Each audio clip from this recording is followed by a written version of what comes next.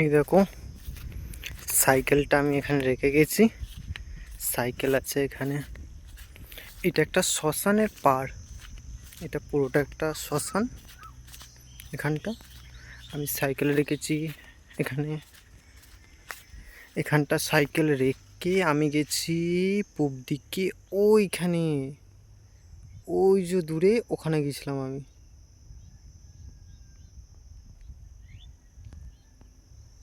অতটা দূর গিয়েছিলাম। এই যে এবার এলাম সাইকেলের কাছে। এটা একটা শ্মশানের পাড়, কিন্তু একটা দারুণ ঠান্ডা। এটা একটা বট গাছ বড়, এটা শ্মশান।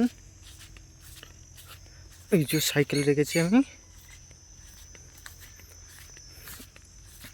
আর এখানে একটা কল আছে এখানটা। উফ কি ঠান্ডা, ঠিক আছে।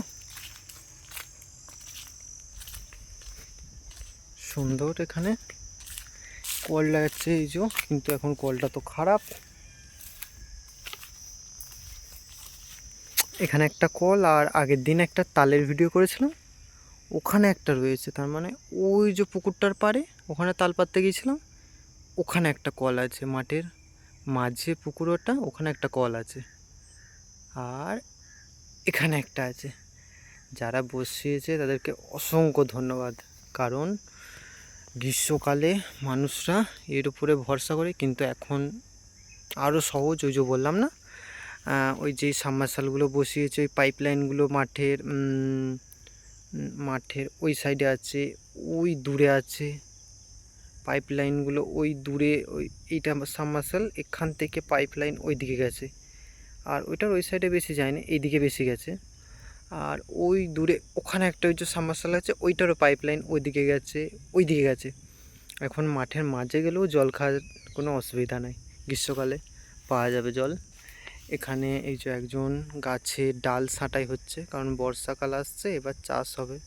তার জন্য গাছের যে নিচের অংশ, গাছের ডালগুলো, ওগুলো কেটে দেওয়া হচ্ছে।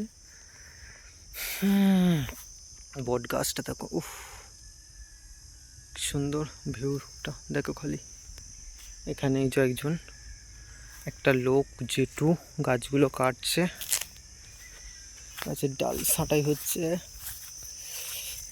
এই দেখো ছাঁটাই করে ধারগুলো, এই যে